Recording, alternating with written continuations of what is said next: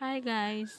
അപ്പോൾ ഇന്നത്തെ വീഡിയോ എന്താണെന്ന് വെച്ചാൽ നമ്മുടെ മുറ്റത്ത് കുറച്ച് മുല്ലച്ചെടി നിൽപ്പുണ്ട്. അപ്പോൾ അതിനകത്ത് നിറച്ചും മുട്ടും പൂവൊക്കെ ആയിട്ട് നിൽക്കണ്ടേ. അപ്പോൾ അതിൽ നിന്ന് കുറച്ച് പൂ പറിച്ച് നമുക്കതൊന്ന് കെട്ടി നോക്കാമെന്ന് വിചാരിച്ചേ.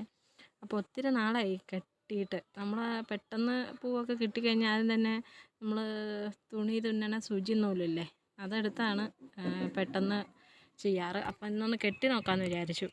അപ്പം അങ്ങനെ നമ്മൾ പൂവൊക്കെ പറിച്ചെടുക്കുവാണ് കേട്ടോ.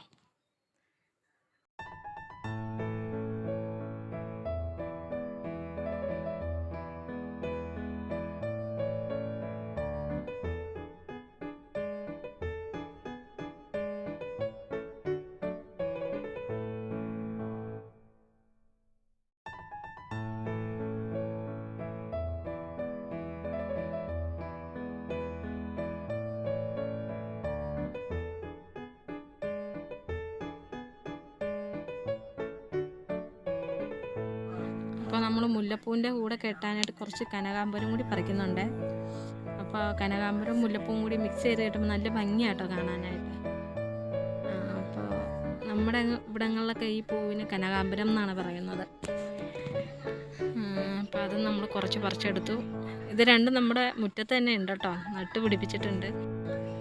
നല്ല രസമുണ്ട് കണ്ട, നല്ല ഭംഗിയല്ലേ അത് കിടക്കണ കാണാൻ തന്നെ മിക്സ് ചെയ്ത്. ഇനി നമ്മളത് കെട്ടാൻ പോവാം കേട്ടോ. അപ്പോൾ ഞാനിവിടെ തുന്നണ സൂചി നൂലാണ് എടുത്തേക്കണേ.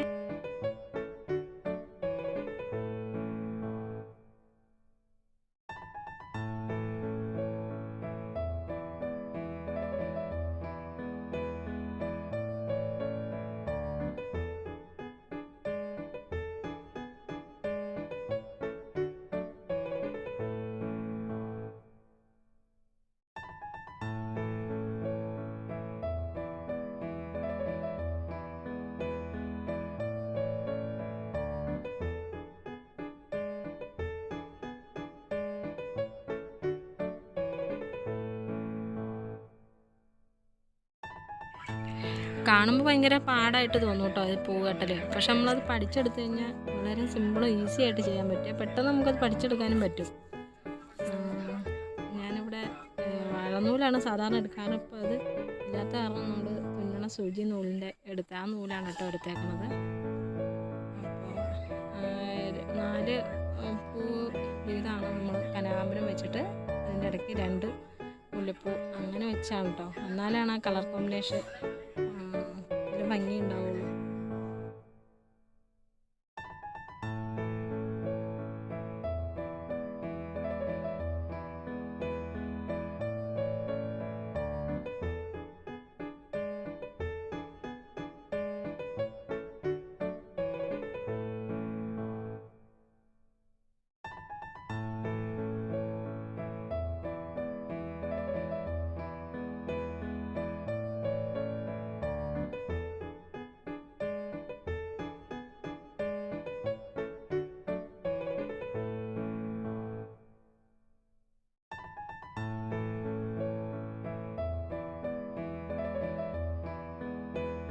അപ്പോൾ നമ്മുടെ പൂക്കെട്ടൽ കഴിഞ്ഞു ഗൈസ്. നല്ല ഭംഗിയുണ്ടല്ലേ കാണാനായിട്ട്.